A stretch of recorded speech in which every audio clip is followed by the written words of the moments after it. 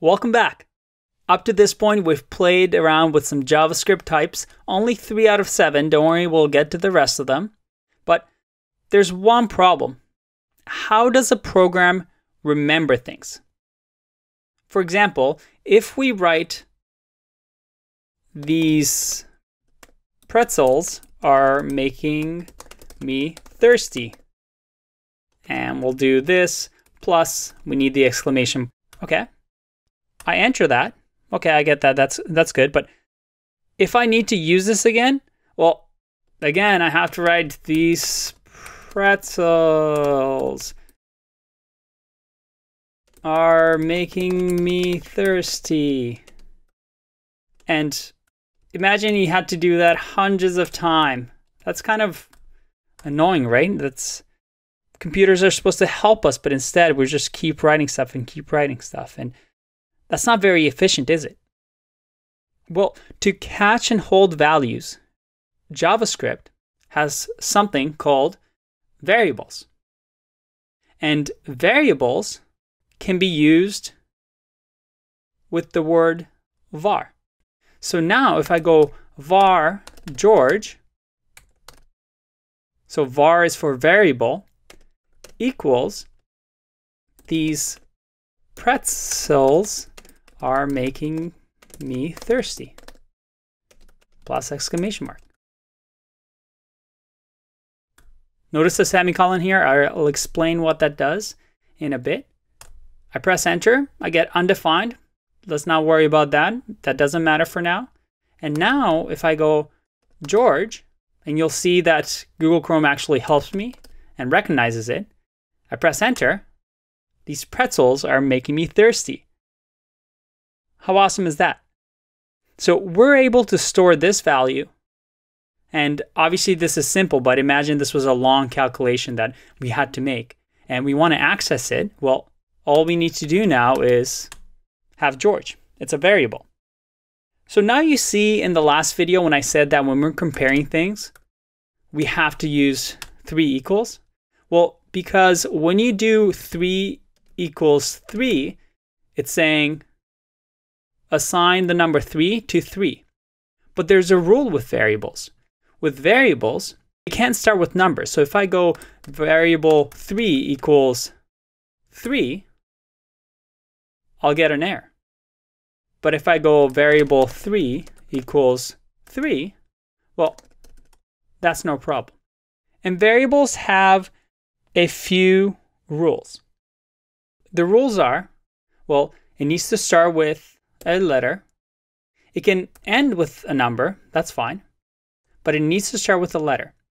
And it can't start with a symbol. So I can't do var and sign hello equals 5. Nope, I'll get an error. So a variable needs to start with a letter, can end in a number, that's fine. And there's a few other special cases. A variable can also start with a $sign or an underscore. But we don't need to worry about that too much. And the standard in JavaScript, so you won't get an error if this happens, but you do something called camel case. So if it was a word, let's say first name, you would do camel case. Because these are 2 separate words, you do lowercase, the first word. Second word is going to have uppercase. So first name. So you capitalize the first letter, and that's called camel case.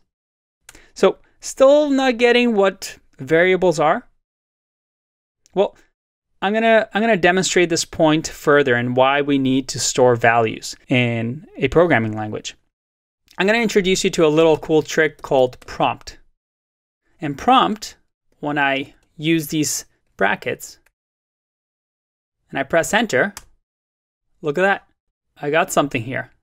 And it's asking for something and I press OK. And look at that. It returns whatever I typed. Let's try that again. If I go prompt, press enter and I say hello, press OK, I get that response back. Okay, so how can we say something like, what's your username? And store that value. That's something that we use quite a lot on websites, right?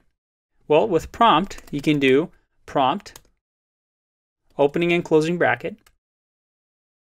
And then here, we'll say, what is your username? So we're entering a string here. And if I press enter, okay, so it says, what is your username? So now if I type in my username is Andre, I get the username. So using that knowledge, let's make a calculator. Let's do var first equals prompt enter first number. And then I'm going to press shift here so that I can add a new line. So shift enter, and I'm going to say variable second equals prompt enter second number. And now, if I press enter, I'll get enter first number. I'll say 5, press OK, then enter second number. I say 10 and press OK. Okay, but now I got undefined. But here's the cool thing. Now I have these values held in these variables. So I can use them. If I check first, I have 5. If I check second, I have 10. But you'll notice that I have double quotes around them. And that's because prompt automatically changes it to string. It's expecting a form of text. So there's a cool trick to change a string into a number. And all we need to do, and this is just syntax we need to remember, is number, and then we'll do first, and that will give us 5. So all we need to do now is do number first plus number second, and we'll get the sum of these two. But again, we can use a variable here. I don't want to keep typing this. So what if I do variable sum equals number first plus number second, semicolon, press enter. Nothing yet because it's in the sum now. So if I ask for sum, I get 15. Okay, so let's write our first program here. I'm going to show you one other cool trick, and that is alert. So instead of prompt, we're going to use alert. And alert, what it does is, it says hi there. And if I press enter, I get a pop-up, but without anything to enter, just an OK button. So using this, we can create a calculator. So let's do this. And in Chrome, if you actually press the up arrow, it'll remember your history and you can pull up whatever you've typed in. So you remember here we have first, second, so those are the two prompts. And then I'm going to say variable sum equals number, the first, plus number of the second. And finally, again, I do shift enter so that the code doesn't get executed. And I do alert sum. So just looking at this, what do you think is going to happen? I first ask for a prompt and I store that value in first. The second prompt asks for a second number, stores it in the second. The sum calculates the two numbers, and then I alert the sum. I'm going to press enter and see what happens. Enter first number, I'm going to say 15. Okay. Next number, I'm going to say 20. Okay. And look at that.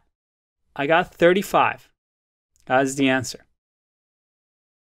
And again, knowing what we know about strings and numbers, I can now do, again, I pressed up to have exactly what I wrote back.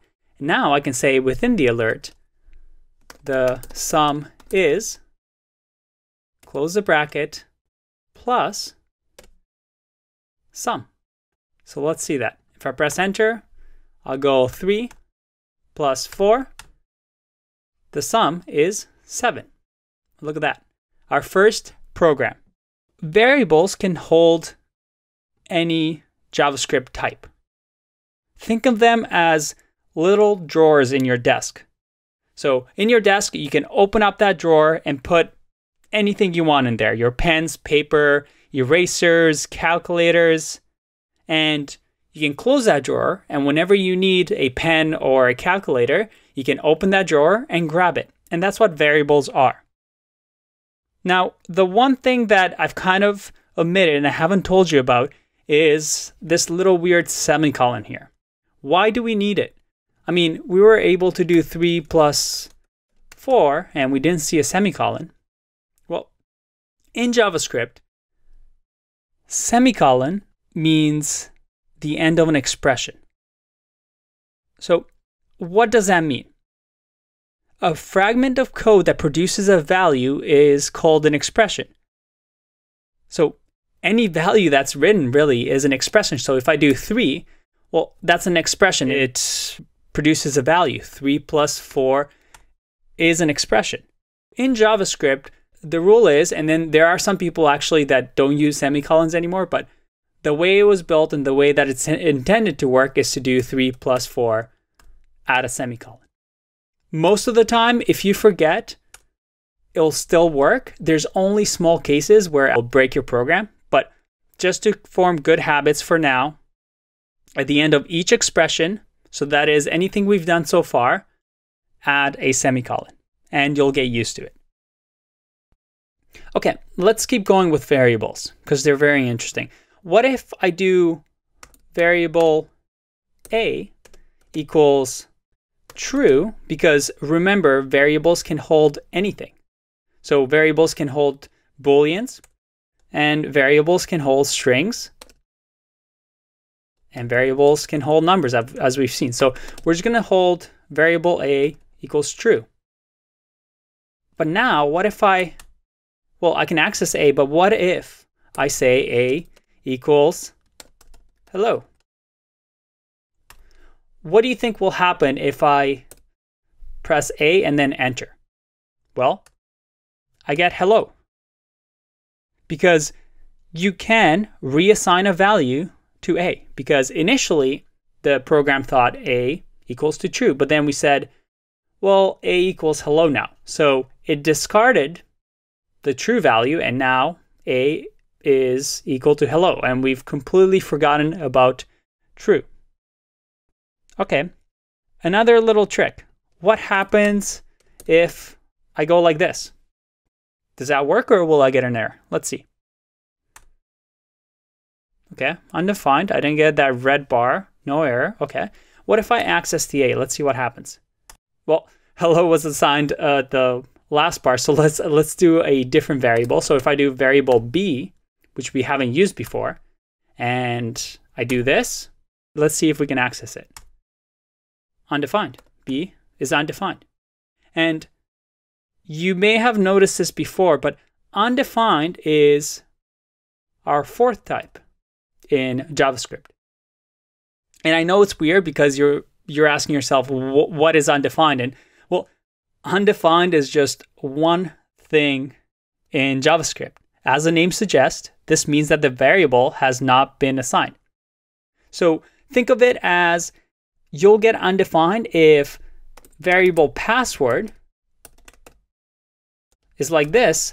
So if a user doesn't put in a password, well, you'll get undefined. And you'll be able to say, well, password is undefined. You need to enter a password. Or maybe a form requires an email address. Well, if email is undefined, then you can't sign them up to the form.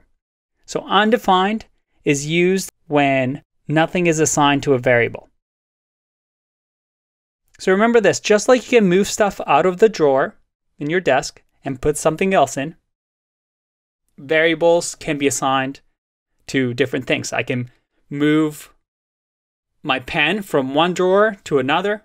I can change things in that drawer. And if there's nothing in that drawer, well, it's undefined. Okay. That's a very, very big concept in JavaScript. Hopefully you understand. I have a few exercises for you at the end of this video. I know you can do it. Good luck, and see you in the next video. Bye-bye.